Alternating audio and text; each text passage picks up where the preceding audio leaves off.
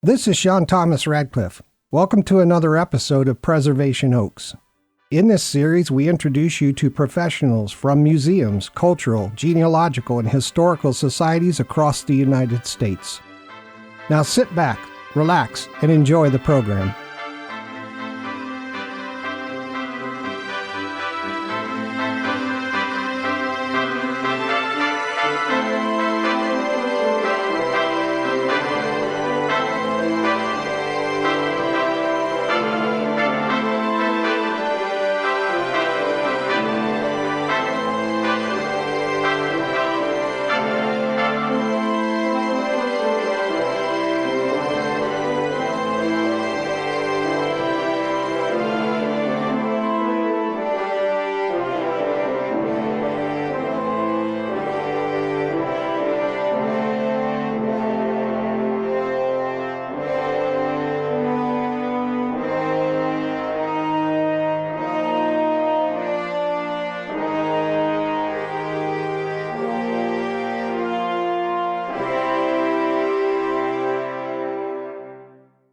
Well, hello. Thanks for being here. We have yet another great episode for you. On this episode of Preservation Oaks, we greet Dr. Jennifer Vannette, the Outreach Coordinator, and Chief Historian Tom Trombley from the Castle Museum of Saginaw County History, located in Saginaw, Michigan. The Castle Museum is operated by the Historical Society of Saginaw County. By the end of this episode, you'll want to join them in their mission to serve the community by telling the continuing story of the people of the Saginaw region through exploration, preservation, and presentation of their historical and cultural heritage. The Castle Museum has been housed in Saginaw's 1898 post office for the last 3 decades. I encourage everyone to take a look at this museum building on your favorite map app. It's very unique and very beautiful. I'm Sean Thomas Radcliff, and I'm coming to you from Salt Lake City, and this is Preservation Oaks, the original talk program on Microstream Radio, where we feature information about museums, cultural and heritage institutions, associations, historical and genealogical societies, and history-focused media creators across the United States. Our main platform is preservationoaks.podbean.com, but you can find us on nearly all podcast platforms or directories, as well as Rumble, Getter, Minds, TikTok, Facebook, Odyssey, and YouTube. So wherever you listen to the program, I appreciate it very much when you like, comment, follow, or subscribe. If you're interested in being a guest on our program, or if you have questions or comments, please feel free to email us at preservationoaks@gmail.com. I want to say a huge thanks to all the awesome people out there sharing the love for Preservation Oaks. Your support is the best. By spreading the word, you're helping us reach new fans and giving our heroes at Preservation Oaks the recognition they totally deserve. Unlike other podcasts, we don't ask for cash donations because we're not about that. We just want to shine a light on these amazing organizations and volunteers who work tirelessly to keep our history alive. They're like superheroes, saving the day one artifact at a time. And here's the cool part. You can be a hero too. Just by sharing our show with your friends and family, you're helping support their efforts and making sure our heritage is preserved for future generations. So let's keep this momentum going. Share Preservation Oaks with anyone who might be interested, and if you've got a local museum or historical organization that's doing awesome work, give them some love too. Thanks for being part of this journey, team. We're so grateful to have you along for the ride. All right, I'd like you to get ready for the next episode of Preservation Oaks. We'll be chatting with the Pentwater Historical Society and Ms. Beth Russell, who's a trustee of the board. These folks are all about bringing people closer to the history of Pentwater. They collect, preserve, and share cool stories and artifacts from the area's past. Their mission? To make history fun and accessible for everyone, whether you're a member, a resident, or just visiting. At the museum, they want to create a welcoming space where people can come together, share their love for history, and connect with the community. They also work hard to put on awesome exhibits and programs that are professional and inspiring. And they're all about keeping their collection fresh and interesting, so there's always something new to learn. That's pretty awesome. All right, that being said, let's get this show snapping. And now here's a biography of our guests. Our first guest today, Dr. Jennifer Vannette, is the outreach coordinator for the Castle Museum of Saginaw County History, where she works to bring history to life and make it relevant for everyone. With a passion for inclusion and representation, Jennifer is all about making sure that history tells the whole story, especially the parts that often get overlooked. She's earned a doctorate in U.S. history from Central Michigan University with a focus on human and civil rights. Beyond her work at the museum, Jennifer has tackled big projects like collecting oral history for Voices of Black Midland, researching the 1967 Saginaw riot, and curating a woman's history exhibit at the Midlands Center for the Arts. She's also written for big names like The Washington Post and teaches and speaks on topics ranging from civil rights to LGBTQ history. Jennifer is committed to making history accessible, whether through exhibits, classes, or workshops. We're thrilled to have her here today to share her insights and passion. Our next guest, Tom Trombley, is the Vice President and Chief Historian at the Castle Museum of Saginaw County History, where he's been uncovering amazing stories since 2009. Before that, he was a construction specialist at Neighborhood Renewal Services of Saginaw, and earlier he worked as the curator of collections at the Historical Society of Saginaw County. Tom's got a serious passion for history and has worked on some really cool restoration projects like Saginaw's Hoyt Public Library, the Saginaw Art Museum, and the childhood home of poet Theodore Rothke. He's like a treasure hunter, but instead of gold and jewels, he's on the hunt for secrets about our past. From restoring historic buildings to tracking down rare artifacts, Tom's got a passion for sharing stories that'll transport you back in time. He's been a featured speaker at Michigan Historic Preservation Network conferences and even chaired the 2006 event in Saginaw. With decades of experience, Tom's efforts earned him 2 Lifetime Achievement Awards, one from the Michigan Historic Preservation Network in 2015, and another from the Historical Society of Michigan in 2022. We're super stoked to have him on the program today. All right, welcome to the program, Jennifer and Tom. Thanks for having us. We really are looking forward to this, Sean. First of all, I'd like to say congratulations on winning the Historical Society of Michigan State History Award for Communication for your periodical, the Castle Courier newsletter.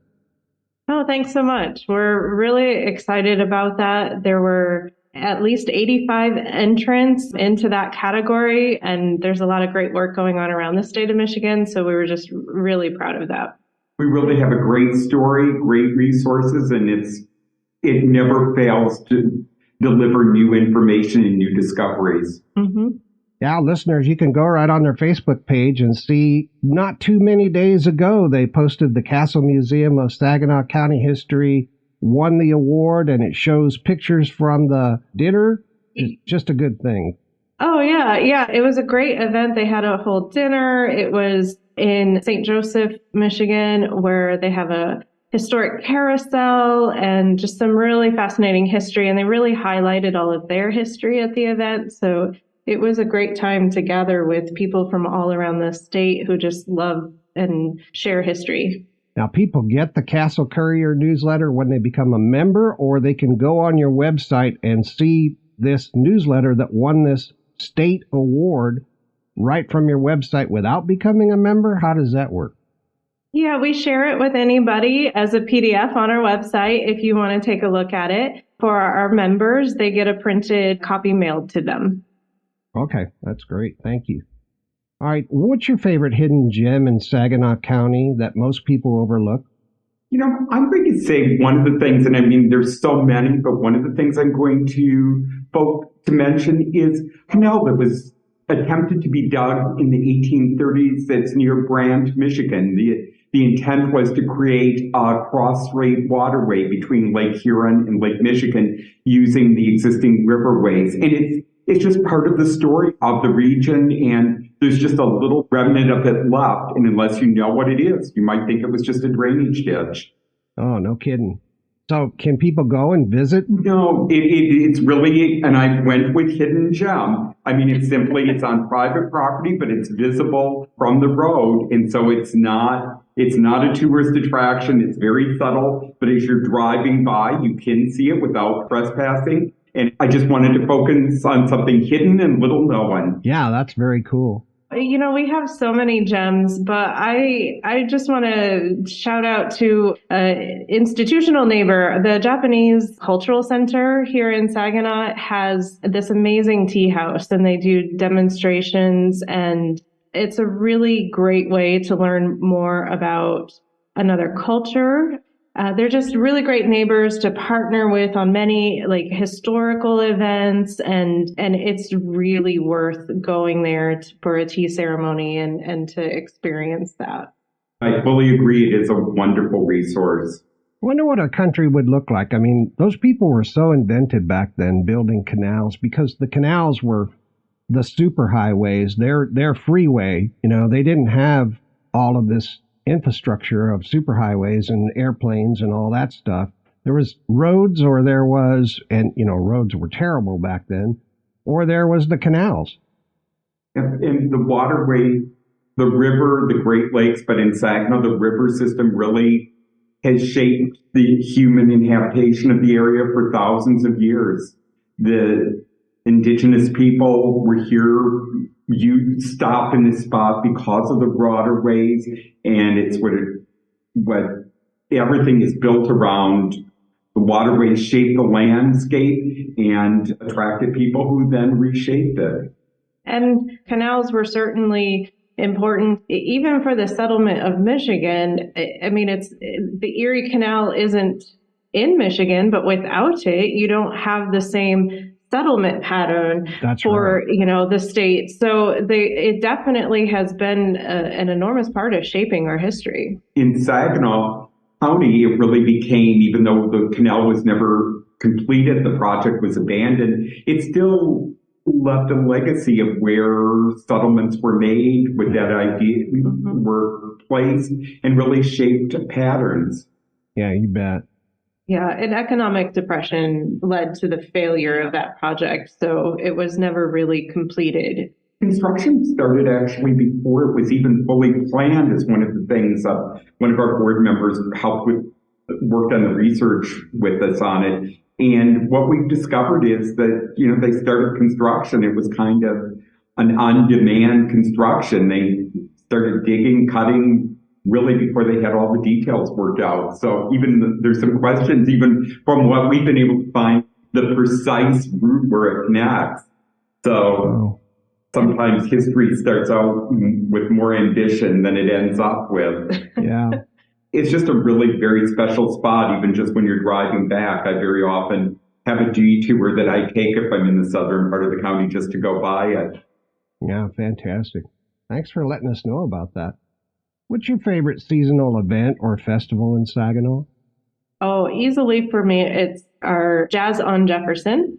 It is essentially a street festival, as you can imagine by the name, centered on Jefferson Avenue. The Castle Museum anchors one end of the street, but all of our neighbors all the way down, the library, there's a bank, there are 3 churches, and other residents really just get into the spirit of things and have different musicians positioned all the way down the street. And so what I love the most about it is that you listen to some musicians in one spot, and as you wander down the street, and just as you stop hearing one music group, you can start picking up the next one. So you just have this music floating through the air the whole way down. And there's food and games, and it's just a really great time where the community just comes out together.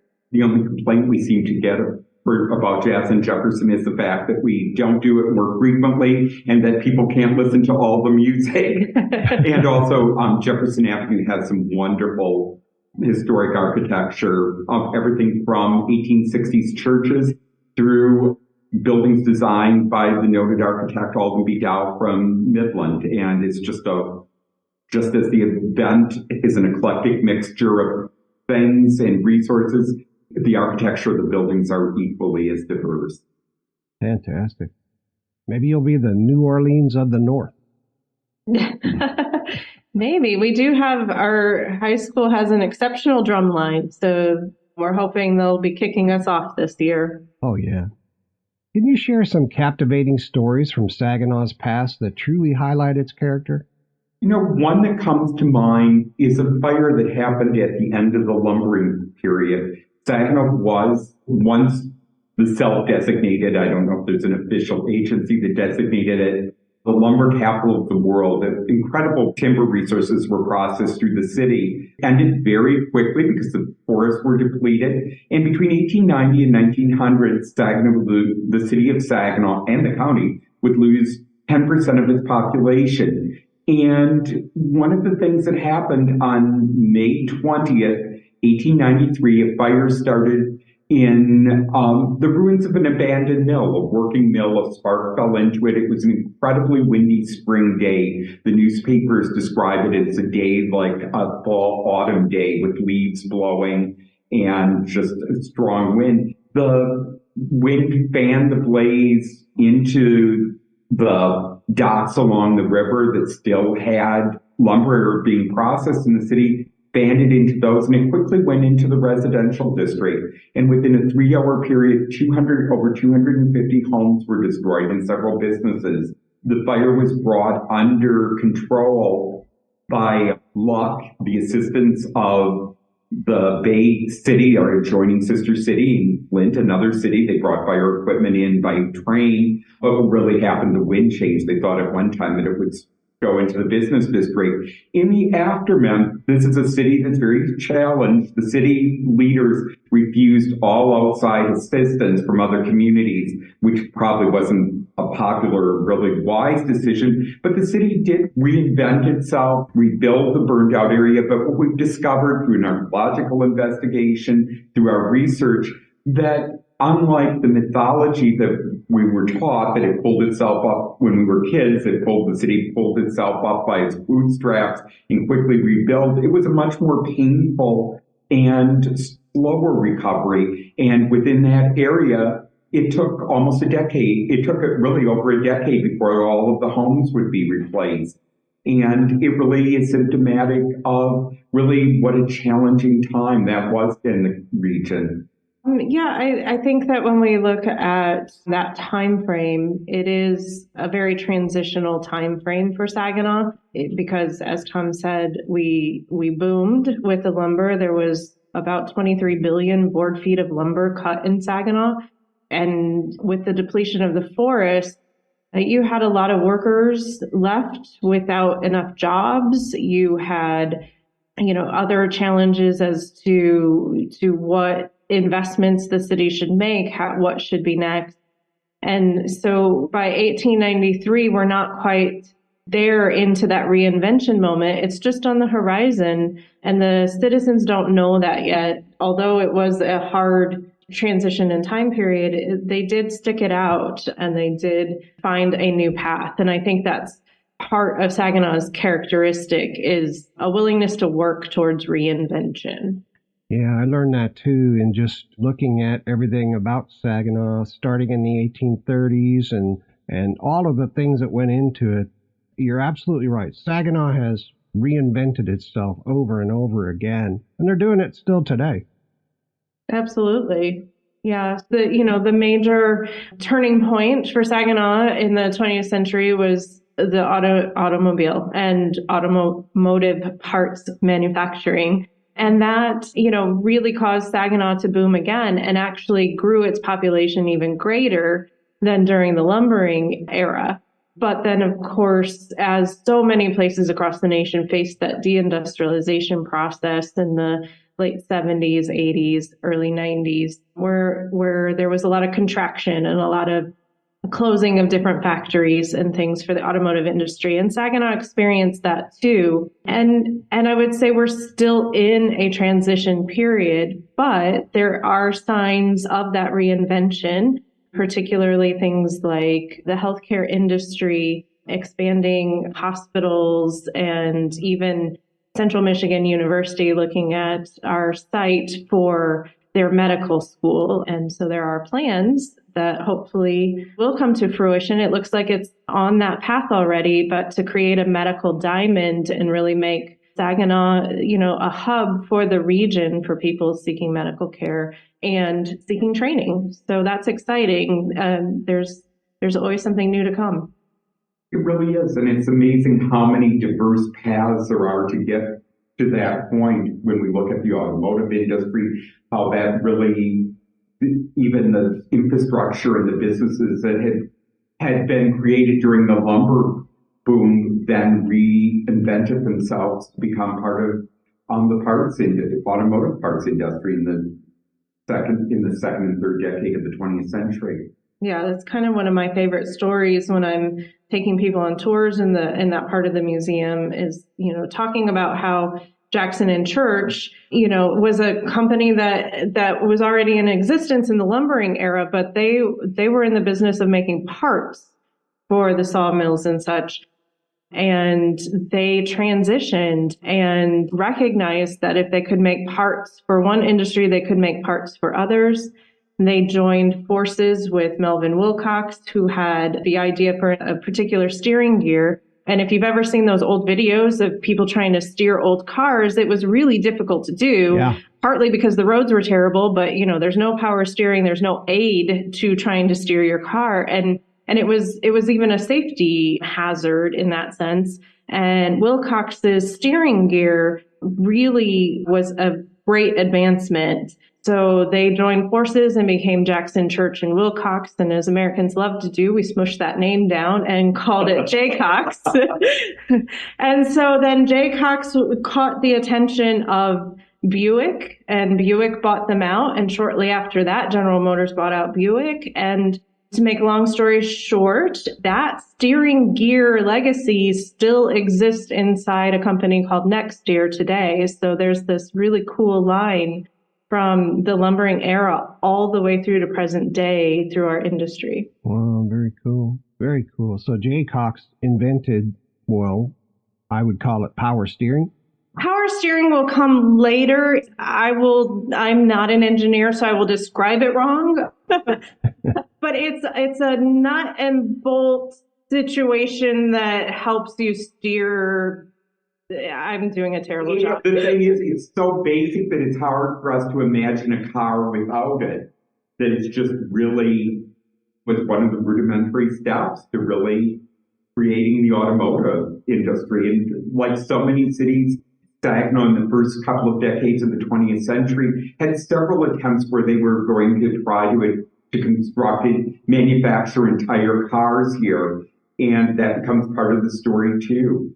Well, I was lucky enough to grow up on a farm and driving tractors that didn't have any power assist steering at all, and also driving cars from the 50s and 60s that, had barely anything. So you're right, it was very difficult steering. And this is very early. We're talking in the teens, and so of the last century. We moved to century, so I have to always remember that. And now we're well into it. I'm just so happy to have you both here. It's so interesting learning about Saginaw. Now, Saginaw doesn't exactly roll off your tongue. And what I mean by that is Saginaw, Michigan, right? The name Saginaw. There wasn't a Saginaw in Europe, so the immigrants from Europe didn't bring Saginaw and name the town. How did Saginaw develop, and how did it get the name? Well, as best as we can understand, it is a term from Native Americans, particularly the Anishinaabe, who were here first. The exact meaning of the term Saginaw is somewhat under debate because, as oral tradition, some things shift over time. But the most is the place of the saw. Sometimes there are other interpretations, but that is the one which our colleagues at the Zeitwing Center in Mount Pleasant have said for those who are fluent in Ojibwe. And with the exact relationship to the river, the bay, the place, geography, I'm that's a little more open. I will say that as far as we've been able to determine, there are other Saginaws in the United States. However, all of those trace their origin, their connection to, and I'm not going to go out on a limb. There could be some other thing here, but everything we've been able to verify, there is a direct link back to Saginaw. It may be one or two steps between it, but Saginaw, Texas is connected according to their website because of a businessman from Saginaw when it was a railroad town. There's always that connection. So we're the original Saginaw. Absolutely. And the exact pronunciation becomes, if the spelling and pronunciation, of course, have been altered over the years. We even have documents in the collection from, I think, as late as the 1840s where there's various pronunciation, or various ways to write it. Yeah. Very cool. Thank you. I meant what I meant to say, but didn't say what I meant to say. Now, did you say it was named after the place of the Sauk? Yes, so it seems to have been named the place of the Sauk. Oh, okay. S-A-U-K. Oh, S-A-U-K. Okay. Sauk. And that was an Indian tribe. Yes. Oh, very cool. That explains why they don't have it anywhere in Europe. Yes, it does. And of course, the very catchy terminology, sound of Saginaw has made it usable by Simon and Garfunkel and also by Lefty Frizzell in his song. And I think there might be a couple of others. So what unique aspects of Saginaw's heritage present both challenges and opportunities for preservation? Well, I think one thing that we just in a recent exhibit had to contend with is a little quirk of Saginaw is that it was not originally one city, it was two. On the west side was the original settlement, Saginaw City, and then later came East Saginaw, obviously on the east side of the river. I guess maybe not obviously, but they did actually name it for the geographic location.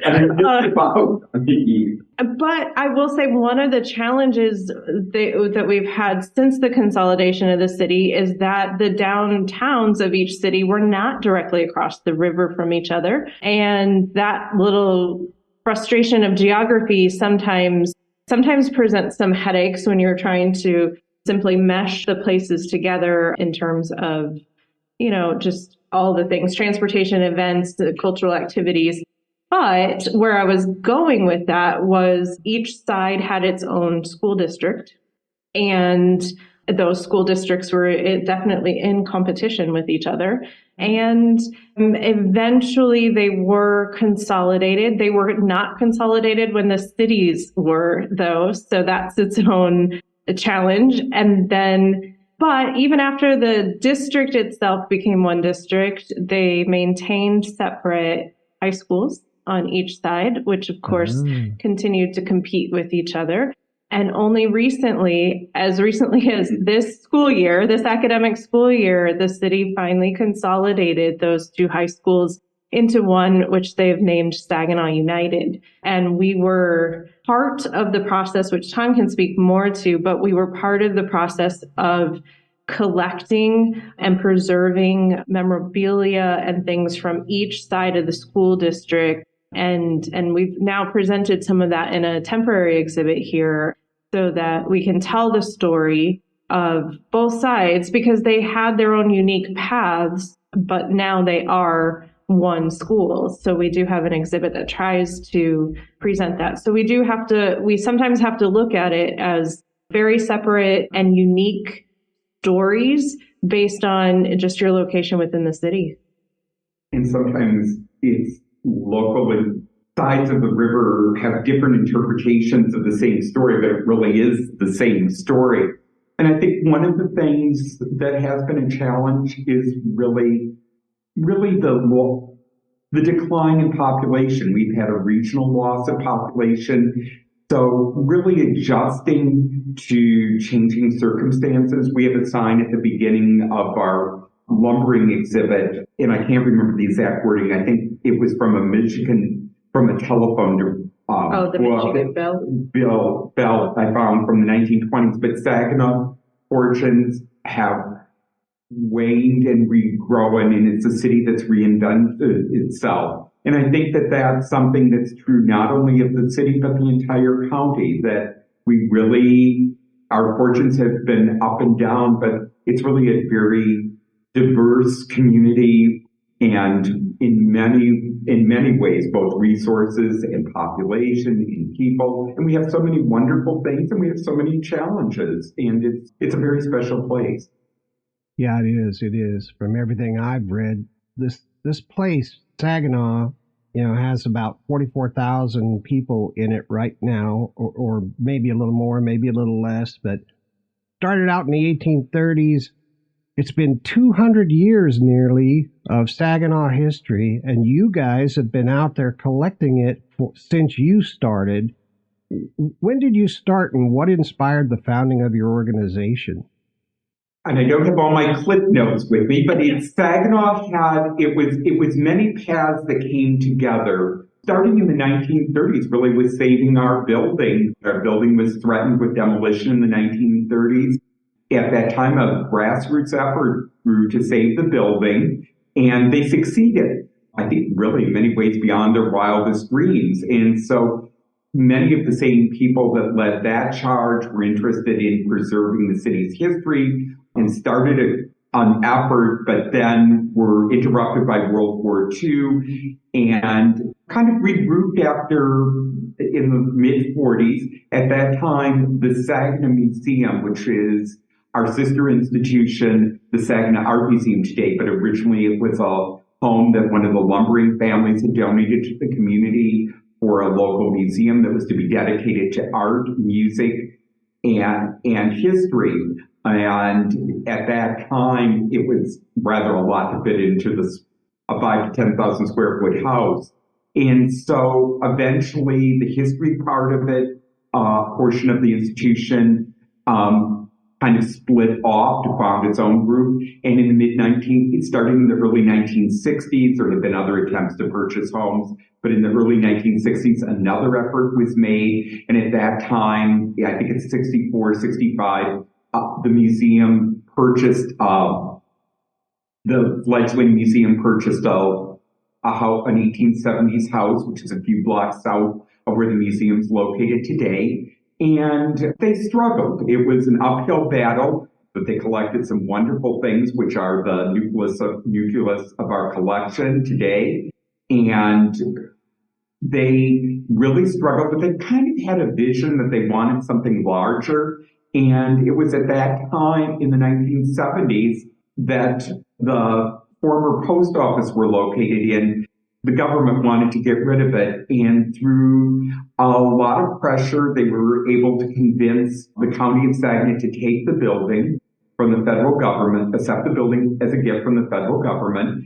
And at that time, in the late 70s, the museum opened a museum in about a third of the building.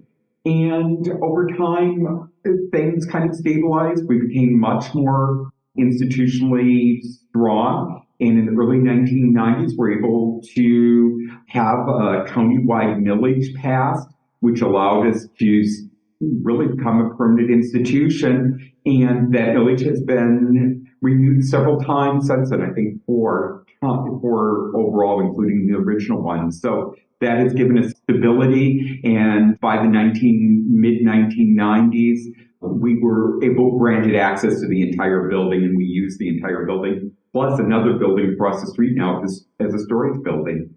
Yeah, fantastic. Your building that you're in is so unique. It's like no post office I've ever seen anywhere. Have you come across any other places or any other buildings like this that were post office? Well, not exactly like ours, but there are some post offices that are more ornate. But I mean, Tom is truly the expert on our building. And I always find more. I'm laughing because every time I think I know a lot, I discover there's always so much more to learn. But in the 19th century, in the latter part of the 19th century, all federal buildings were designed through an office called the supervising architect of the Treasury. And that was a politically appointed position, and it didn't matter if it was work on the White House, the Capitol building, something in an outside area. So it was all done through this office. Sometimes the buildings were great. Sometimes they weren't so wonderful. And we were very fortunate when our building was designed. It was designed by William Martin Aiken, he was the supervising architect of the Treasury, and he had a staff that worked under him. And the government had a policy at that time that buildings should reflect the climate and the heritage of the community in which they're located. Aiken fixated on the French settlement and exploration of this area. I found the history he referred to, and he really did fixate on one part of it, looking over a lot of other aspects of our local history. However, I think he really wanted to do a Renaissance revival building. It was something that it would have been not at the peak of style, but something certainly the style was one that was very popular at the time. And so it was we were the third largest city in Michigan at the time, well represented in Congress, and a talented team working on the building.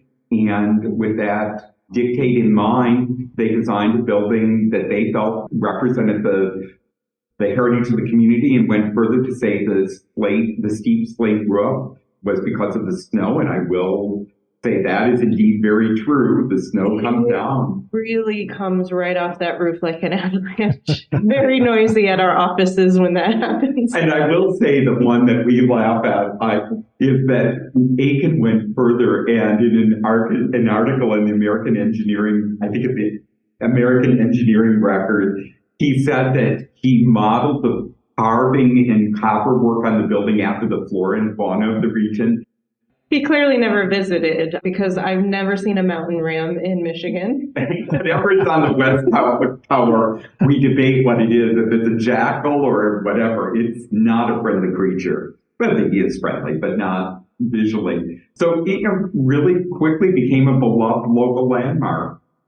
Yeah. So the style, is it's interesting. It really truly looks like a castle when you approach it, which is why we are the Castle Museum. But yeah, I always just kind of laugh that, in their wisdom, they thought Saginaw needed a French chateau. Well, I bet it's beautiful walking through the museum, just how it looks from the outside. You'd look like, well, in my mind anyway, it's like, okay, you've got a great hall, like in a castle in Europe, and you've got a wonderful, hallways and secret places, and, all of those things that are, built in castles, that's very intriguing. Yeah. And a lot of that, so like our great lobby area it's truly gorgeous to walk through.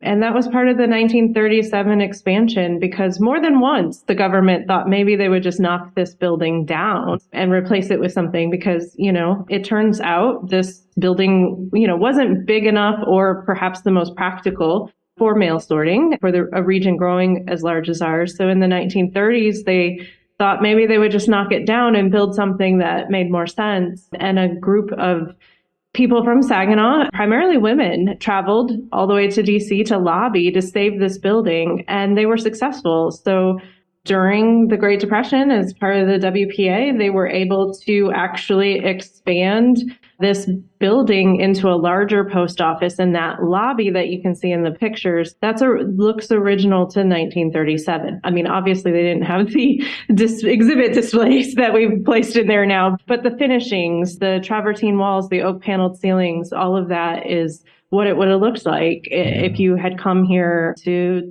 post a letter. Fantastic. It became a source of great pride. When it was dedicated, Postmaster General Farley said it was a monument to President Roosevelt.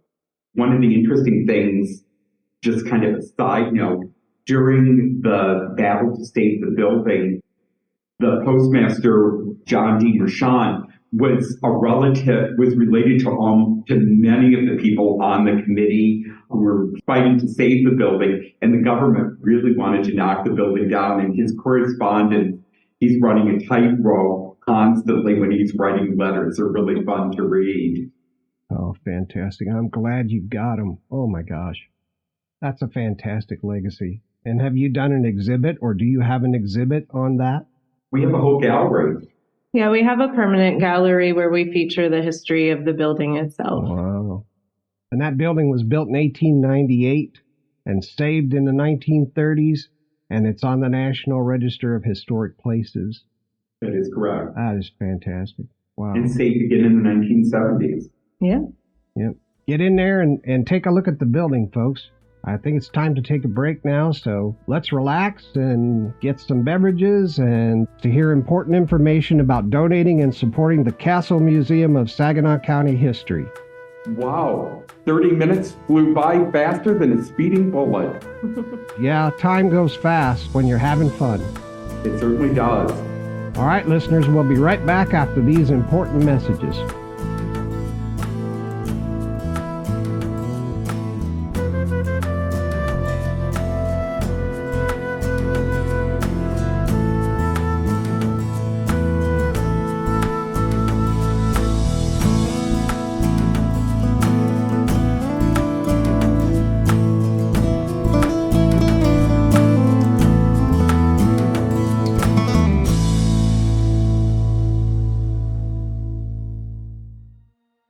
Step inside a place where history comes alive. The Castle Museum of Saginaw County History. Nestled in the heart of downtown Saginaw, the Castle Museum is more than just a building. It's a treasure trove of stories, artifacts, and memories, preserving the rich heritage of the community. From Native American roots to the industrial boom, the museum weaves together the unique fabric of Saginaw's past. But they can't do it alone. They need your help. As a nonprofit organization, they rely on the generous support of people like you to continue sharing the history of Saginaw County. Your donations ensure that the exhibits, educational programs, and preservation efforts remain strong for future generations. Every contribution helps us keep history alive. Imagine the impact your donation can make, supporting new exhibits, maintaining historic collections, and funding educational programs that inspire young minds. By giving today, you're not just preserving the past, you're investing in the future. Whether it's a one-time gift or a recurring donation, every bit counts. To donate, visit the website at www.castlemuseum.org or connect with us on Facebook and X at The Castle Museum for more information. You can also call 989-752-2861, extension 315, or email Vannette at castlemuseum.org. Your support allows us to continue the vital work of protecting and sharing Saginaw County's history. Join us at 500 Federal Avenue, right here in Saginaw, Michigan. Together, we could keep our history alive for today, tomorrow, and generations to come. Thank you for being part of our community's story. I started life from fire and wood. I was shipped from the east coast of the new United States to the far west. I went on display at a trading post and was bought by a settler named William. He used me almost every day to rustle up grub for his family. He kept me oiled and cleaned. I was so happy to be so useful. William had a very good aim. He could hit the eye of a coon at 50 paces. When wolves broke into the corral killing livestock, William and I waited one night and took them out one by one. I was deadly in the hands of William. Then, the town we lived in grew and William didn't use me that often any longer. When William died, I was passed to his son Joseph, but Joseph already had a newer model, and so I sat in the closet for a long time, wrapped in oilcloth. Then, finally, after being passed on to several different family members, and then hung up over a fireplace, where I collected dust and soot, I was donated to the local historical society. They cataloged me, shined me up, oiled me, and made sure all my parts worked like new. Now, I'm on display for the community to see every day, and they marvel at the way I was made and how long my barrel is. I feel so proud that I can help others understand the past, which I guess I'm now a part of. Rather than throwing it out, please donate historical records and objects to your local historical society today. And now, back to Preservation Oaks.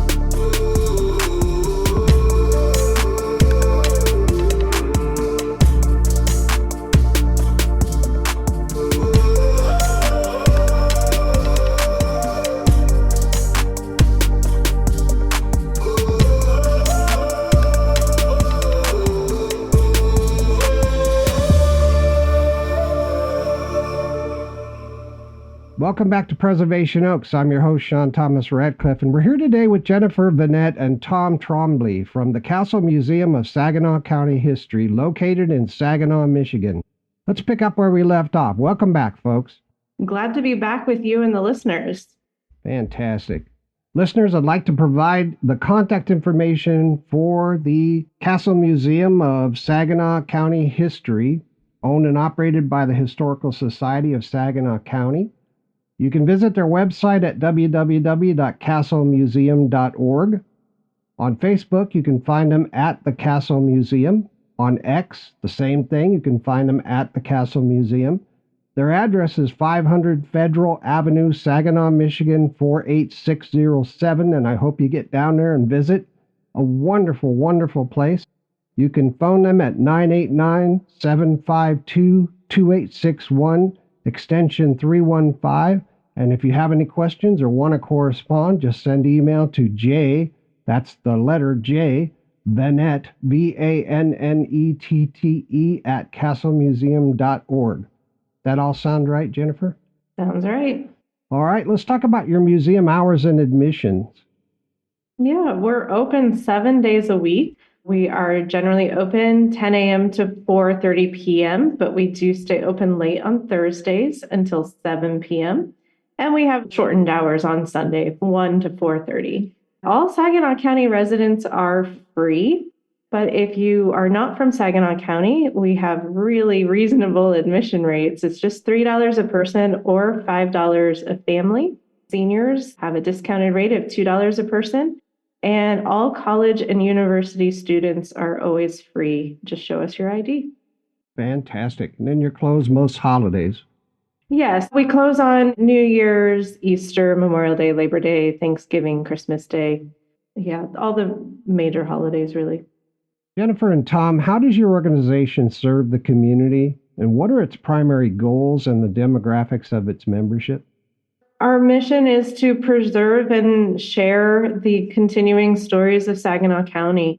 So, our focus is always on collecting the stories, not just of the city of Saginaw, but of the whole county, those interconnected stories. We are always trying to figure out what we don't already know, because we want to make sure that every person who comes into this museum sees themselves represented. And so that means there's always work to be done. So we are always reaching out into the community to try to gather, not just the stories, the artifacts, the photographs, the things that help us convey those stories as well. It is important to us that we really do represent everybody that we can. That we possibly can. And we really are object-based, that we collect things to preserve stories, but we really want to capture the diversity of the community and the ongoing story, that we try to collect some things judiciously from current events. Obviously, we can't keep every poster and everything that comes our way, but we're really a collection, and it's not about quantity. It's really about the way those things connect to stories. And sometimes they're absolutely wonderful items, very in themselves. However, very often it's really a cap or a hat, a Union hat that was encrusted with buttons, the hat itself at a flea market you might not even look at, but the way it's been personalized and connected with a story, or something that somebody wears that comes with a photograph. Or we have a bed that belonged to it belonged to a family that came to Saginaw. They were a Black family from Pennsylvania who came to Saginaw to work in the coal mines. And then the bed was reworked, and it's been passed down with that story through generations. And those stories really, the bed itself wouldn't be interesting if we saw it, but it's really that connection to a story. And things people make become very much part of the stories too, that really, although a casting from Gray Iron Foundry, which was one of the General Motors foundries in Saginaw, which is now Saginaw metal casting operations, may not seem like it connects to more than a piece of car, but it really talks about the diversity and the great migration of the workforce at the plant. So, I mean, we collect things to preserve stories, but we really have to really make those things sometimes tell us those stories. Yeah, fantastic sentiment. It's great. Thank you. Yeah, for sure. You asked about demographics of our membership as well. And, we do have members, and we do want to serve those members with gratitude for being supporters of our mission. But at the same time, we kind of focus more just on the community at large and making sure that we are doing the best that we can to represent the community at large. And I think to go further with to concur fully with that, we really view every resident of Saginaw County as a member because they're really the one people supporting us and it's their museum. Right. Yeah, absolutely. Yeah, we're the caretakers of it. It's not ours, it's the community's. Yeah. It's so interesting that sometimes things that in the 80s I would have interpreted in a very different way, just very straightforward, I now look at it in a very different way and understand. And there's a couple of things that I let slip through my fingers that I wish I had.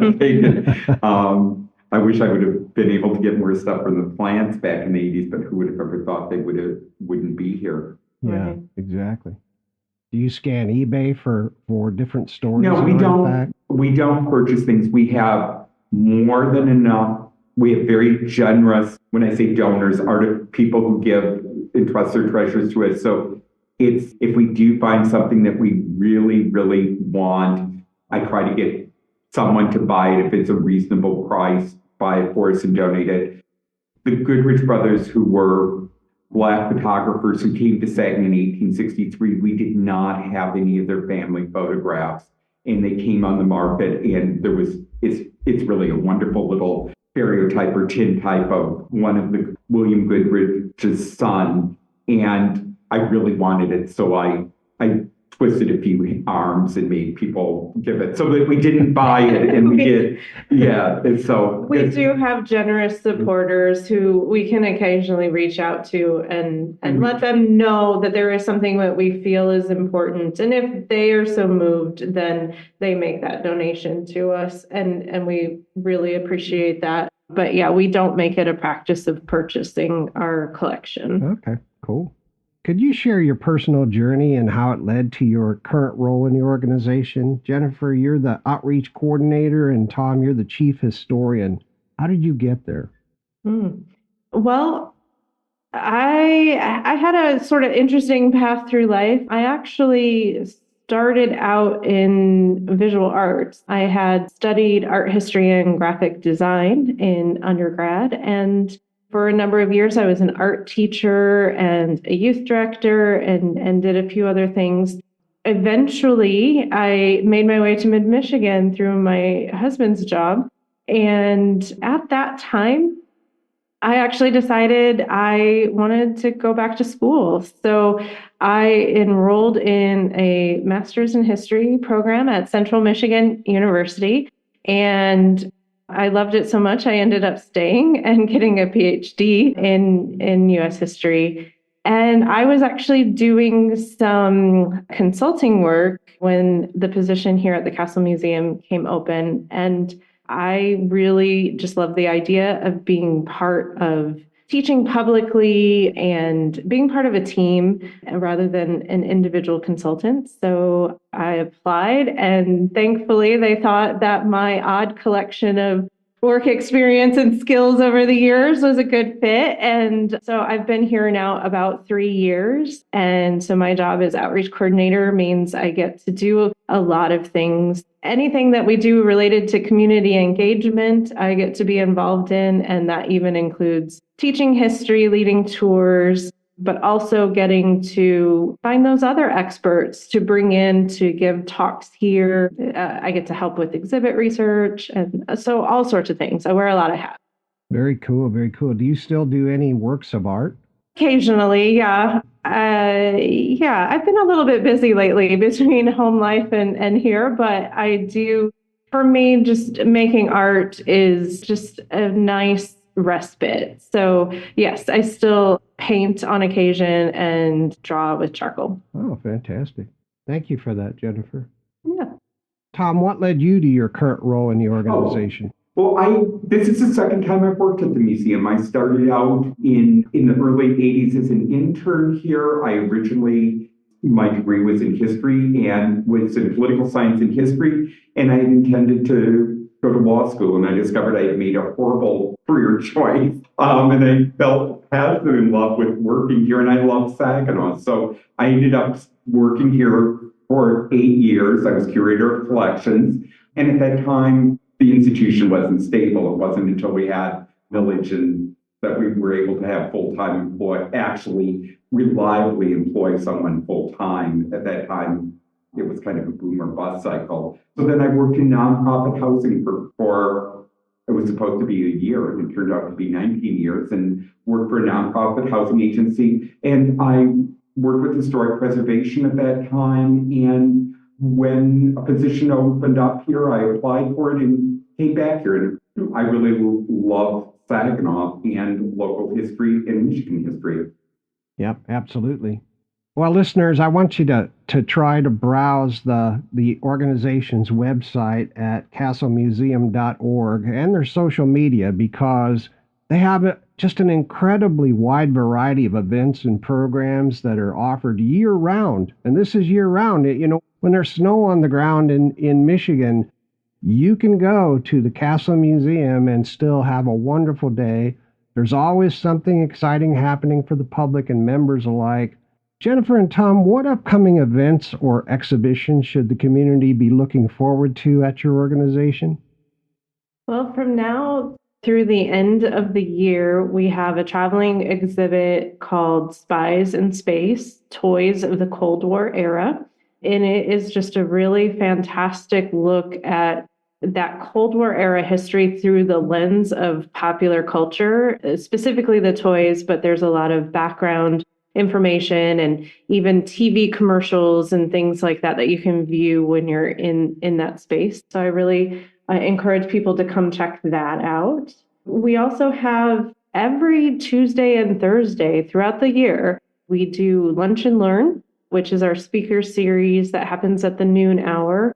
And so we always have a wide variety of speakers. We'll do one in November. The first one in November will be a look at all the other smaller historical societies throughout the county. We're all supported by that same countywide millage, but we're kind of the big museum, in terms of space and size of our museum. And so we wanted to give an opportunity for other places that, if you're not going out into the county and thinking about it, you might not know that there's a historical society in St. Charles or Chesaning or Frankenmuth or Bridgeport. And so that will be fun. And we have all sorts of things, like Tom and our curator, Sandy Schwann, will do a special unboxed holiday shopping, and they're going to pull out things from our collection related to holiday shopping. That's November 26th. So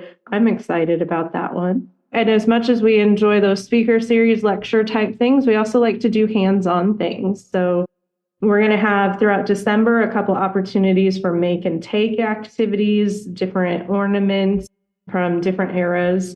We'll have preschool story times.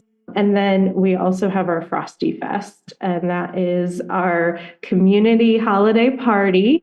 Santa will be here to take pictures with the kiddos. Cool. And we will kick off the great elf hunt. We always have our little elf friends that we have, I think there's 12 of them, and they hide themselves all around the museum. And so any day you can come in and try to find all of them and win a prize. And they move every week. So every week through December after Frosty Fest, you can come in. And by the way, Frosty Fest is December 7th. I should have said that.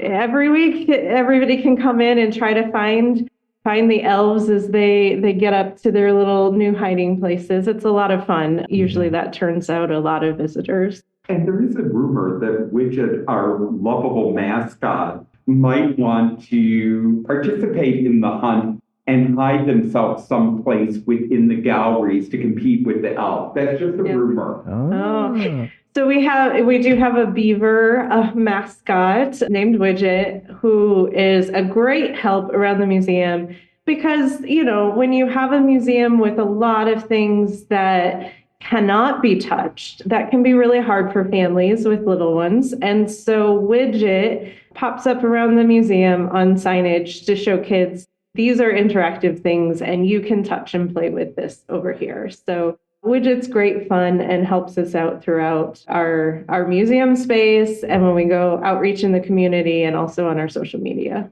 Oh, fantastic. Sounds like a lot of fun. Thank you for that. I'd like to tell listeners and make sure that you guys understand across the county and across the nation that this Castle Museum has 3 floors of exhibit space. And I think it'd make a marvelous day visit for a family or even 2 or becoming a member and coming very often. Folks, what types of exhibits can visitors currently explore at your facility? Well, we always have on display in our permanent exhibits our foundational story, beginning with the Anishinaabe, the first people of the land, and carrying through to exploration and contact. We have the history of the lumber era. We have coal mining and automotive. We have the history of the post office building itself. We have things that were made or invented in Saginaw. A little bit of trivia for you. The cleaning product, very famous cleaning product, was invented in Saginaw, and that's spick and span. Oh, really? Cool. Yeah. So that one always kind of gets people a little. And we have a beautiful furniture gallery of pieces that were made here in Saginaw. And then we have rotating exhibits. Some of these are temporary exhibits that we do ourselves, and some are traveling exhibits. So, as I said, Spies in Space will be here until the end of 2024. And we will then have a temporary exhibit on local Michigan journalism.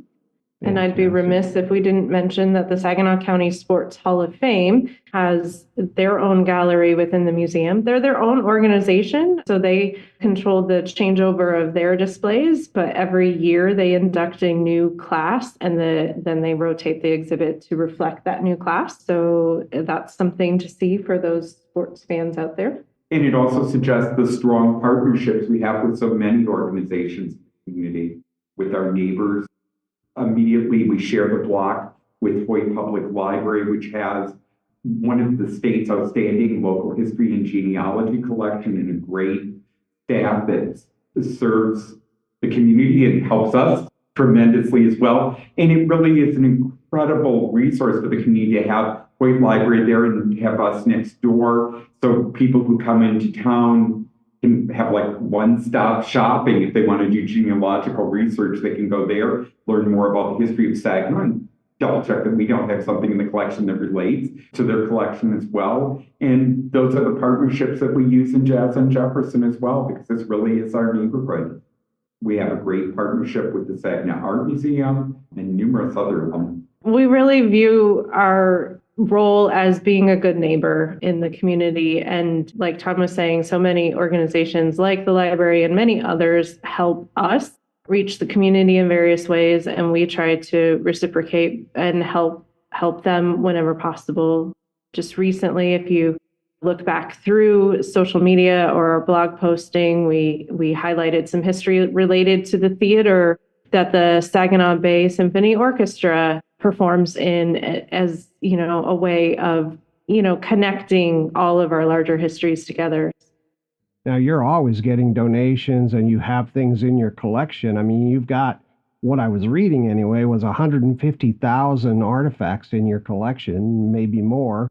All of that, has to be conserved and restored and so on. What recent restoration or conservation projects have been undertaken to preserve your exhibits?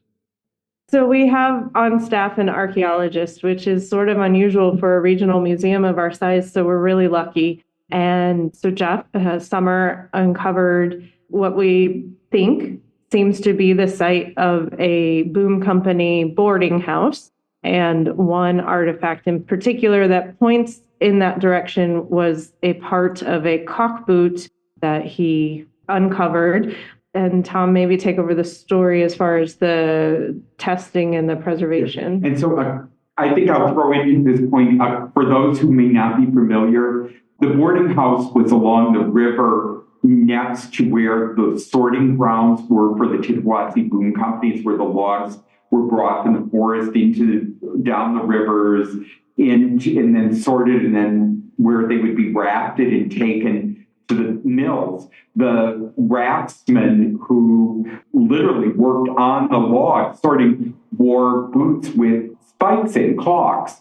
And amazingly, one of the things was this a leather sole of a caulked boot in the site for the Chippewa Boom Company. It was very fragile, and so it has just returned from conservation. It's now stable. We had to keep it in the freezer until it could get to the conservators. So it's a very small but wonderful object, nondescript. If you look at it, you think, why would we be so excited? But the story it tells, it helps to confirm what our archaeologists, our theory is, that this is the boom company boarding house, but it also really speaks to the type of labor that was done on the river. And with further research, refining the names of the person doing the research, one of our board members has found census, which helps talk about really the history of the men who worked in the boarding house, many French Canadian, many from the East Coast. And really, it's really a really powerful object. One of the things we're working on is our photographic collection. We're going to next year make the Goodrich Brothers collection, which were the photographers we mentioned earlier, available online. And that's part of our preservation effort. We would never think that the copies are better than the original. That's a way to really share them. We try to handle our photographs as little as possible so that we really assure the longevity. I was working with the Tazewell County Historical Society in Pekin, Illinois, doing some research for a family, and they discovered in the basement of the courthouse glass plates with photographs of the citizens at the time they were taken, and they were just sitting in the basement of the courthouse. Yeah, they developed them, and they realized, that they knew a bunch of these. They had the name written on there, so there was also a bunch they didn't. So they took those and scanned them and made them available for people for a small donation to get an actual picture of their ancestor that was never brought to light until these were found. Wow. Just amazing. So I don't know if you have something in the basement of your courthouse, but you might want to check. Unfortunately, our courthouse has been cleaned out a number of times. It's an early 70s building, and it's Saginaw's third courthouse. And each time the courthouse has moved, it's been a time to clean out records. So there's some things that we wish we had. Yeah. Tom and Jennifer, what fundraising activities or opportunities are available to support your organization's mission? Well, we do take in both supporting memberships where people can, for a small fee, yearly fee, be a member of the organization. And there are some benefits and perks that come with a paid membership, including that award-winning courier mailed to you, and also some member discounts and things of that nature. We're also part of the Reciprocal Time Travelers Network, which is a network of museums and historical societies around the country. And you can get free admissions or discounts at other time traveler participants. So lots of ways to take advantage of some really great perks while supporting the museum if you become a paid member. And then we do take donations. You have the option of sustaining member, repeating donation, or a one-time donation. And you can find that on our website if you just go to castlemuseum.org and click on the Join and Give tab. all the information, all the relevant links are right there for people. Yeah, that's great. Thank you. Because we're primarily supported by the countywide millage, and as part of that, thank you, we do already give free admission to all Saginaw County residents, but we do also offer that level of connection that people can have. And we still term it as a membership, but it's a way of participating, being on our email list, et cetera, where you don't necessarily have to pay to be a member. You're kind of just all members anyway. But, we really do appreciate those who generously support with that paid level too. Fantastic. Now, I want to talk about one more thing and then we'll take a break.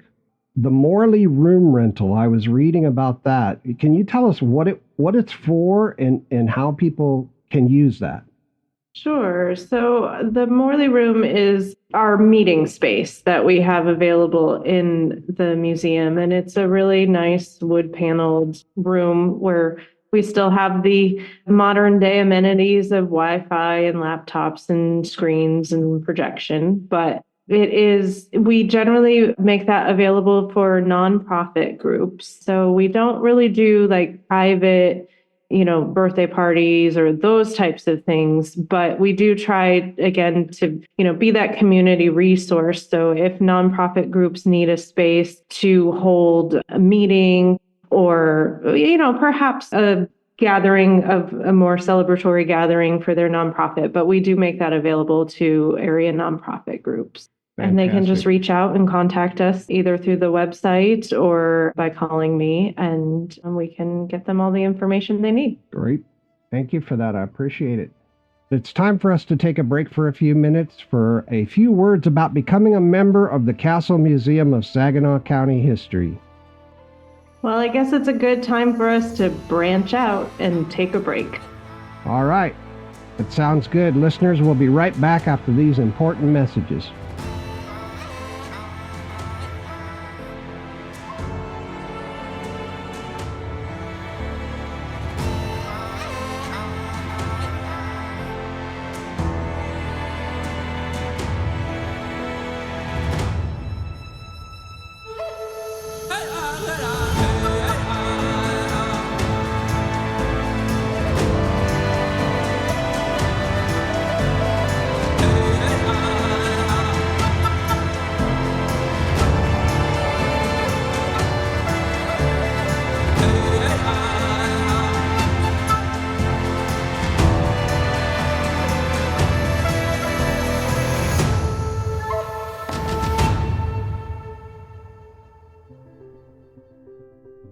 The Castle Museum of Saginaw County History is more than just a museum.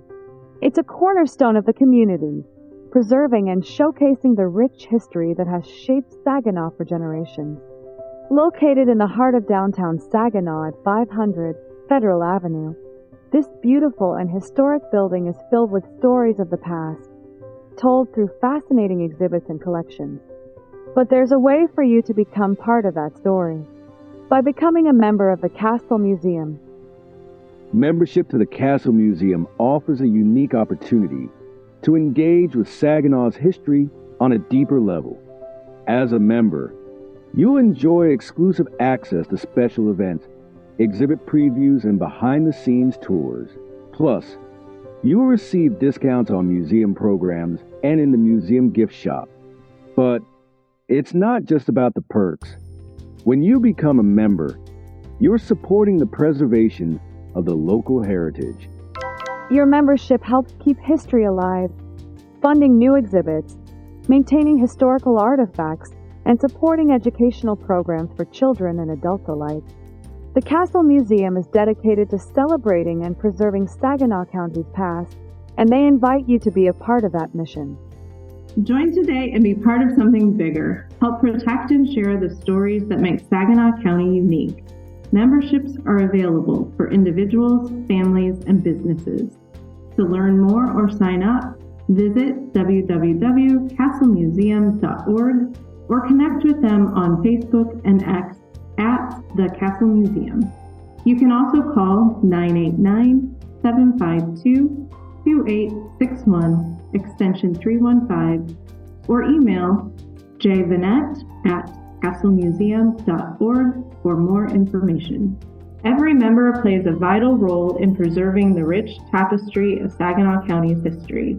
Join the Castle Museum of Saginaw County History today and help ensure Saginaw's past continues to inspire future generations. Una cálida bienvenida a nuestros nuevos vecinos. Le damos una calurosa bienvenida a los Estados Unidos, un país construido por el coraje, la determinación y el arduo trabajo de personas de todos los ámbitos de la vida y culturas. A medida que se instala en su nueva comunidad y comienza este emocionante capítulo de su viaje, lo alentamos a que se involucre en su sociedad histórica local, sociedad genealógica o museo. Estas organizaciones ofrecen una maravillosa oportunidad para aprender sobre la historia y la cultura del área donde ha elegido construir su futuro. Al participar, no solo obtendrá una comprensión más profunda de su nuevo hogar, sino que también tendrá la oportunidad de compartir su propia herencia e historias con la comunidad. Su voz y experiencia son valiosas, y su participación ayudará a crear conexiones que lo fortalezcan tanto a usted como a sus nuevos vecinos.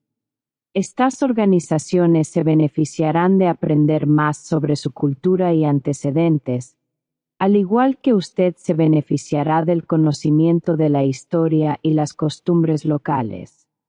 Es una forma significativa de integrarse, construir relaciones y contribuir a la vibrante diversidad que hace fuerte a este país.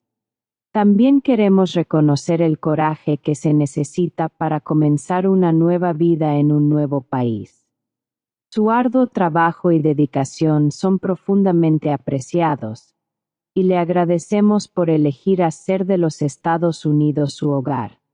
A medida que continúa su viaje, no dude en buscar ayuda cuando sea necesario, ya sea para aprender el idioma, comprender las leyes locales o informarse sobre los principios fundamentales que guían a este país. Sus esfuerzos no solo lo beneficiarán a usted y a su familia, sino que también contribuirán a la comunidad en general. Estamos agradecidos por sus contribuciones y emocionados de ver las perspectivas únicas que aportan. Bienvenido y gracias por ser parte de nuestro futuro compartido como ciudadanos respetuosos de la ley. And now, back to Preservation Oaks.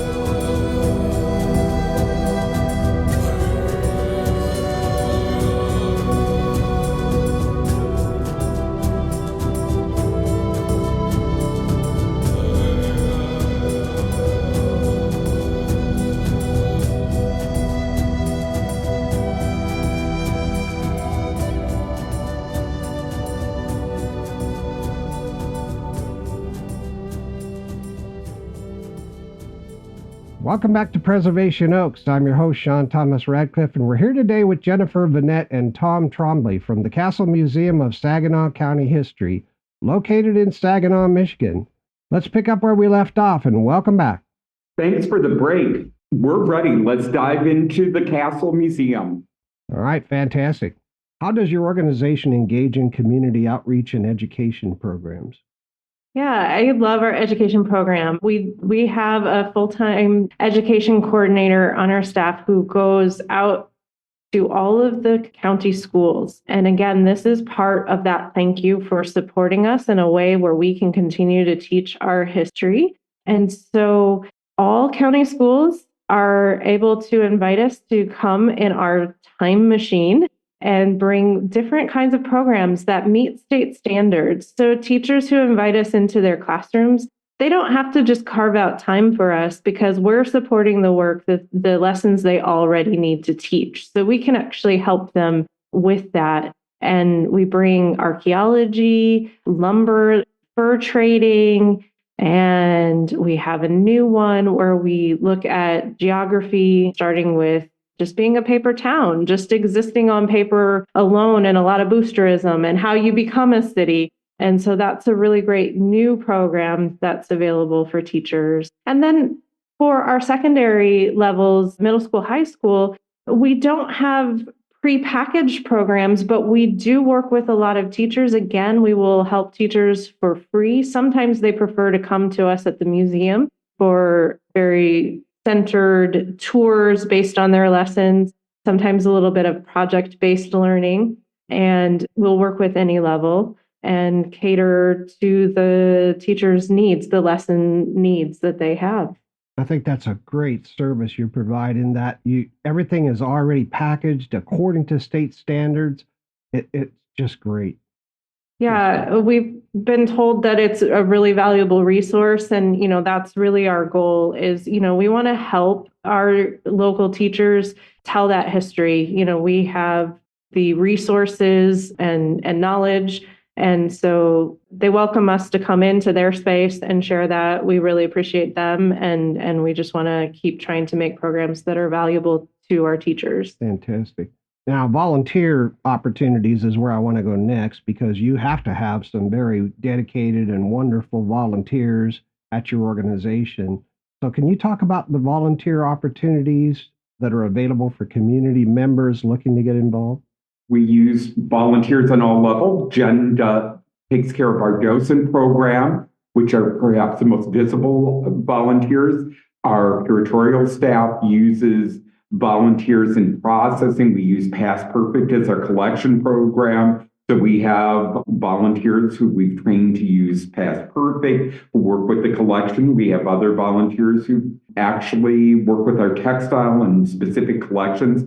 And Jeff Summer, our curator of archaeology, has a really strong volunteer program, both in the lab and in the field. And then we're very fortunate that we work closely with the local universities to offer internships. And we really had some outstanding every year we have outstanding interns, but we develop a specific project on which they're working. Right now I have an intern from SVSU, Saginaw Valley State University, who's working on a collection of archival photographs from the Wix Corporation. I didn't realize how many gang saw photographs were in that collection, which actually most of them are after the lumbering boom, but that's another story. So we use people all levels of the collection. Of course, our board is a volunteer board. So we have gardeners who volunteer to take care of the grounds throughout mostly the summer, but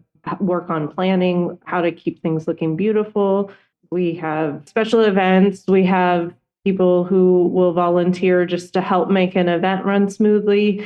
We even have right now, I have a volunteer who is working to make fleece sugar beets so that we can add a children's interactive element to an upcoming exhibit. And so she is very good at sewing, and I needed plush toy sugar beets. And so she had volunteered and is making sugar beets. You just never know what you need in a museum, really. No, you really don't. You never know what skills you're going to find.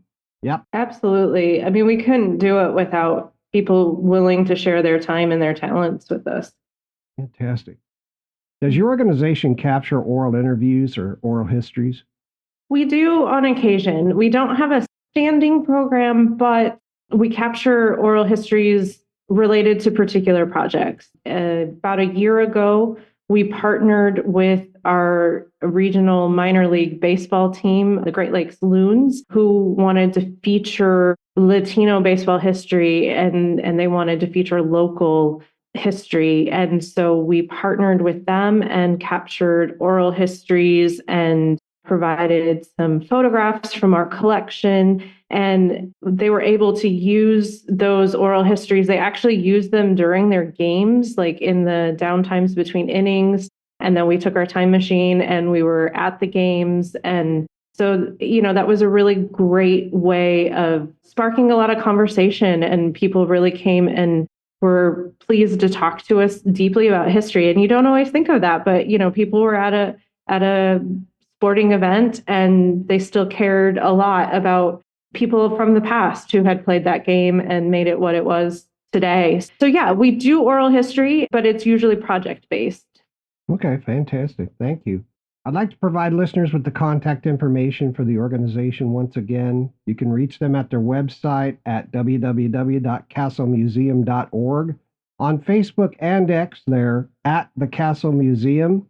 Their address is 500 Federal Avenue, Saginaw, Michigan 48607. You can phone them at 989-752-2861, extension 315. And if you'd like to email for questions or comments, please email Vannette at castlemuseum.org. Jennifer, Tom, what features or resources can visitors explore on your organization's website? We've talked about a few elements, but is there anything else you want to mention? Well, not only can you find all the relevant details you need to find us and plan your visit, we also have a blog portion. And what you're going to find there is something we have a lot of fun with, and that is our historical recipes. We have sort of dubbed ourselves the Castle Test Kitchen in honor of America's Test Kitchen. And what we do is we find historical recipes from the community and we pair that with a dive into the relevant history. And somebody on our staff attempts to make those historical recipes, sometimes with greater success than others. And then we share the results of all of that. So every Sunday, you can find a new attempt at a historical recipe and some fascinating history. And we always share the recipe so others can try to make it as well.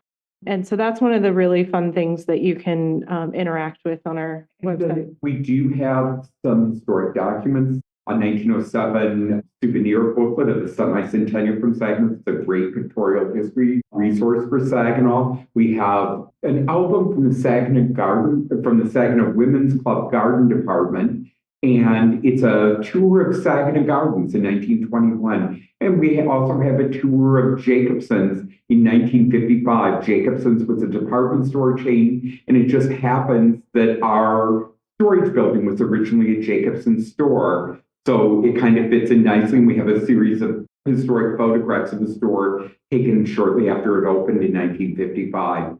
So we have other resources like that, but our website's a really great place to really kind of start your exploration of Saginaw. And we have a history of the building too. It is. It's a wonderful website. Obviously, you guys put in a lot of effort on it and do a lot to maintain it. I encourage everybody to go to castlemuseum.org and take a look. Jennifer, Tom, what strategies are you using to attract and involve young talent and their skills in your volunteer efforts? I know that you're trying to attract interns, and that's a wonderful thing. Is there anything else you're doing? Well, we do. We reach out for volunteers. I think one of the most fun ways that we've benefited from young people's talents is, we're not that great at our TikTok. And so for a time, we had a social media intern.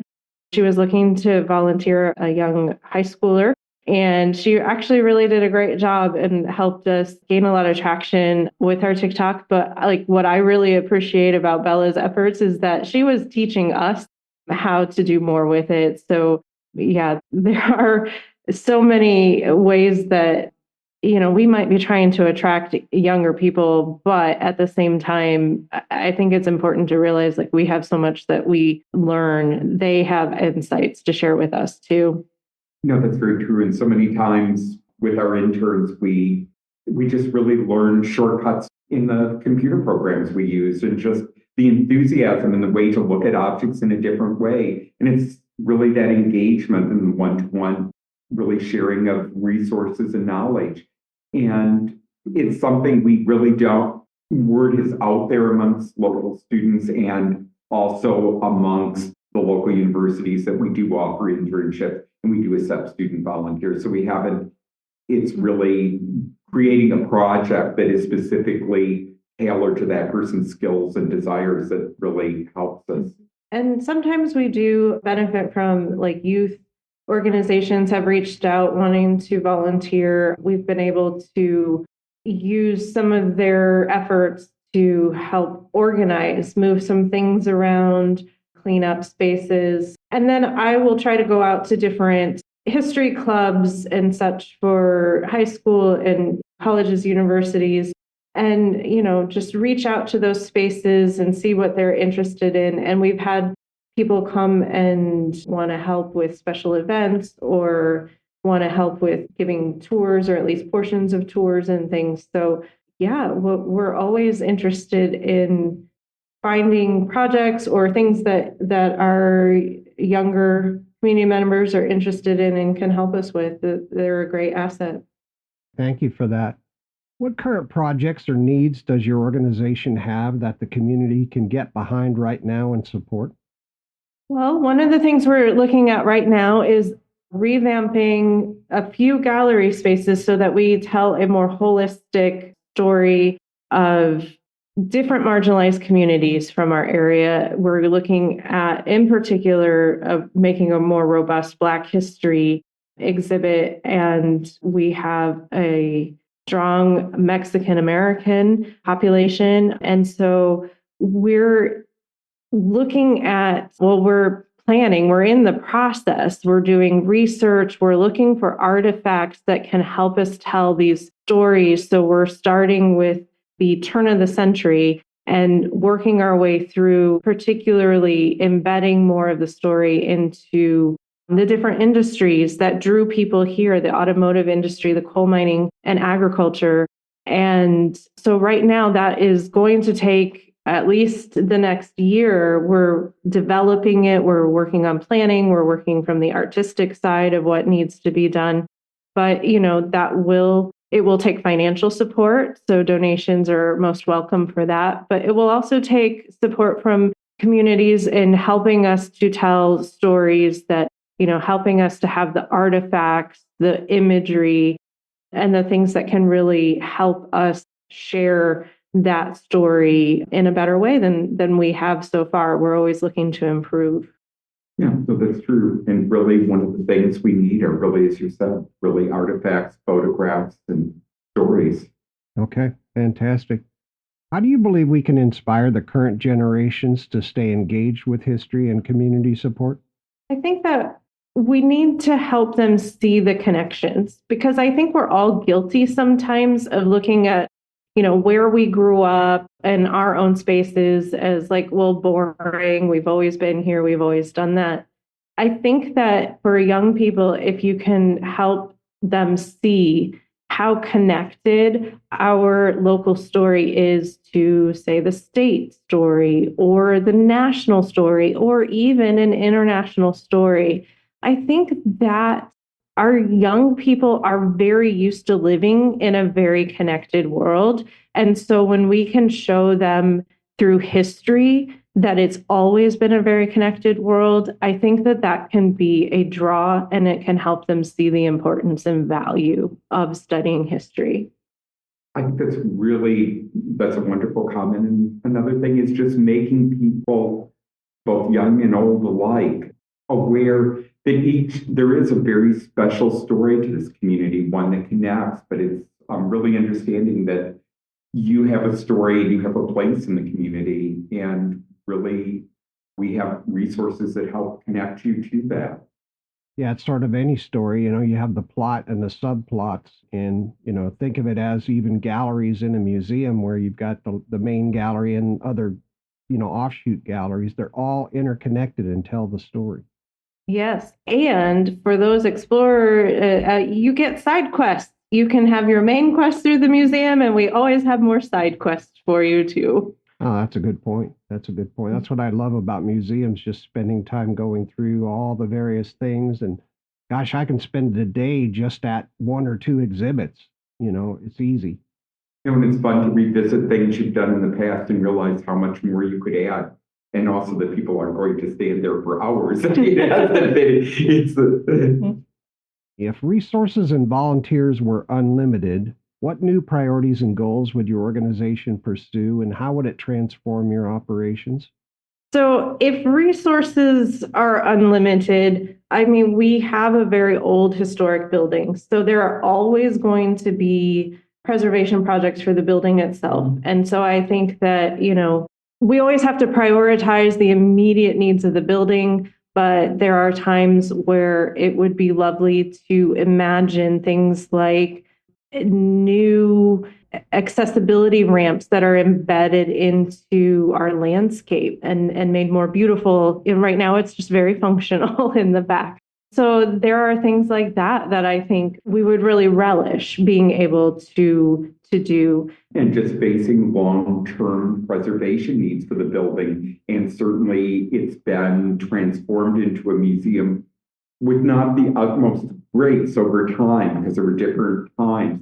And I think also for the collection, there are really preservation things that we don't even dream of. But I know if we had more, there's a lot of things I'd like to send to conservators. And one of the things, volunteers, it's a two-way commitment. When you have volunteers, you have to have their commitment, but you also have to be able to provide them the support and resources they need. Yeah. So it is, the number of volunteers you can work with is finite. I think any museum would dream of, no matter how many people they have on staff already, would dream of being able to add to it because there is always more work to be done. So I think no matter what museum you ask that question of, or historical society, they would probably dream of more staff, no matter where their level is. It also brings out, gosh, if we just could get that done, that's what I'm trying to bring out with the question is, things were unlimited, boy, we'd be able to do that, a new roof or whatever it would be, right? Yeah. And those would be on the priority and need to be on the priority. Yeah, for sure. Okay, fantastic. Thank you. And I guess one of the other resources would be to help our neighborhood. There really are resources that could really make this a much more vibrant neighborhood if there were resources available locally. So there are, you can think beyond the museum walls. And I really would love to be able to do off-site, not exhibits of artifacts, but do exhibits of photo panels that sometimes we've seen. I have done that a couple of times and with really some success. And I mean, those are the type of things, but we really would love to be even more of a resource for the community. Right. Yeah, understood.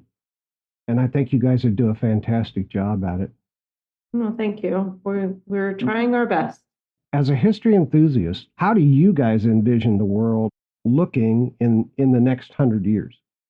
That is a question I will not answer because everyone I've seen who's ever made that guess has been totally incorrect. Oh, you caught me. Okay. You caught me. And I think it will be transformed maybe in ways we don't expect. But I do think the one thing that will continue is really the idea that the past is important. I don't know if I can envision exactly what it will look like, but I think that relationships and our connections are still going to be important. And I think that the role of history, I think with technology and how much knowledge is at our fingertips, I think that just information is not going to be the end all be all. I think what's going to be important are places like ours that can help people make that information make sense, put patterns into place for people, and help people just really see that the trajectory that we've been on. I always say with history, we can't really tell the future, but it gives us some ideas of where we've been before and what worked or didn't work. So maybe what we could try. So I just think those connections and those relationships will still be important. And that contact with the real object. And I think one of the roles that museums will become and libraries will become even more stronger and more important is really providing resources and preserving resources that really help people evaluate the truth and veracity of things. There's just so much out there and you can easily get led astray. And I think so that's one of the things that will make museums even more important, to really help people kind of do more than the cliff notes. Yeah, I agree. Is there any additional message or important information you'd like to share with the community or your members? I would just like to share with the community, that this is your museum and your space, and that we are always in need of helping to tell all the stories of the community. And I think that when we learn these stories, we realize that it's really rich and diverse, but at the same time, we're all very deeply connected. And so I hope people find that when they come here. That was really well put, and I'm not going to add more to that because it would just be a cluttered version of it. Well, thank you very much, guys. Just looking at your organization and learning about your organization has been a great time for me today, and I appreciate you both very much. I've learned a lot, had a great time. It's really great knowing you're there and knowing that history is so well protected in Saginaw, and that you guys continue to reinvent things and help the community envision what's possible by interpreting the past. I appreciate that. Thank you. No, thank you so much. And I mean, we're both an attic and a mirror, although I don't ever like to say we're an attic. Did you say an attic? An attic. Yeah. Yes. That's what I thought you said. Okay, fantastic. And with that, we'll end our time with our guests, Jennifer, Vannette, and Tom Trombley. Listeners, please stay tuned for my comments and wrap-up, which is coming up next. Thank you so much. Thank you.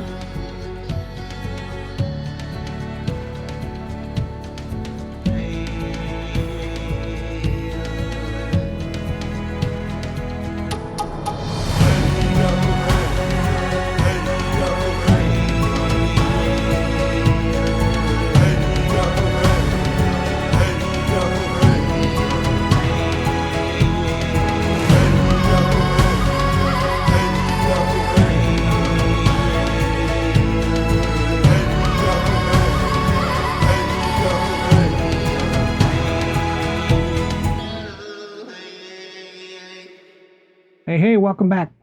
I'd like to extend many thanks to our guests, Jennifer, Vannette, and Tom Trombley. Saginaw County and the Castle Museum embody the resilience and spirit of a community that continues to evolve. And this conversation has deepened my appreciation for Jennifer and Tom's thoughtful insights and real-world examples of the unsung heroes who work tirelessly to keep history alive for us and future generations. It's why I love doing this podcast. Their God-given ability to communicate history and the work they do is truly inspiring and showcases their passion for preserving and sharing Saginaw's legacy. I'm incredibly grateful for the opportunity to speak with them today. Our discussion sparked ideas for at least 2 future special episodes, so stay tuned. Saginaw, Michigan is a city on the move, reinventing itself with a renewed focus on healthcare and education. At the heart of this transformation is the Castle Museum of Saginaw County History, a vibrant cultural institution that serves as a beacon of community engagement and lifelong learning. As the community's attic, the museum provides a treasure trove of local history, showcasing Saginaw County's resilience in the face of adversity. Through a diverse stream of programming, including K-12 educational initiatives, public lectures, and exhibitions, it fosters a deeper connection to local heritage while cultivating a forward-looking mindset. Its outreach efforts help to nurture a generation of future leaders, each with an appreciation for our country, our founding documents, as well as Saginaw's legacy and a vision for its continued progress. The museum plays a critical role in shaping Saginaw's future by facilitating conversations about regional history, cultural movements, and economic revitalization. Its meeting spaces encourage collaboration among civic leaders, businesses, and residents, positioning the museum as a vital space where the historical and contemporary intersect. From its origins as a lumber powerhouse to its current pivot toward healthcare and education, Saginaw County has faced significant economic shifts. Yet it has never lost its spirit of perseverance. The Castle Museum symbolizes this resilience, offering a commemoration of achievements while highlighting lessons learned during periods of decline. As Saginaw County continues its journey of reinvention, institutions like the Castle Museum will play an essential role in guiding that transformation. By fostering a diversified economy, promoting quality of life, and attracting new talent and investment, Saginaw County can position itself for long-term success. Events in the area, including the Memorial Cup in 2024, signal further economic growth supported by strategic investments in infrastructure and public spaces. The Castle Museum of Saginaw County History is a shining example of how cultural institutions can shape community engagement, foster resilience, and drive positive transformation. As Saginaw looks to its future, the museum stands as a reminder of the city's rich heritage and its potential for growth and innovation. Once again, my sincere thanks to Jennifer and Tom, and to all of you for listening. Now, I'd like to provide listeners with the contact information for the Castle Museum of Saginaw County History. You can reach them at their website at www.castlemuseum.org. They're on Facebook and X at the Castle Museum. Their address is 500 Federal Avenue, Saginaw, Michigan, 48607. You can phone them at 989-752-2861, extension 315, and you can email them at Vannette, Vannette, at castlemuseum.org. If you're not already a member, please consider joining and supporting the museum. I hope this information helps the audience understand how valuable this organization is to the community and what kinds of excellent services they have to offer to their members and the public. The Castle Museum of Saginaw County History is truly one of our preservation oaks. Okay, that's a wrap for this episode. Music used today is from Cymbalbird, Mood Mode, Wave Music Studio, LF Stock Music, 8 Ball Audio, Texas Brother, Gentle Jammers, Air Family, 777 Music, and Scott Holmes. MicroStream Radio is a registered trademark. You can visit us at www.microstreamradio.com.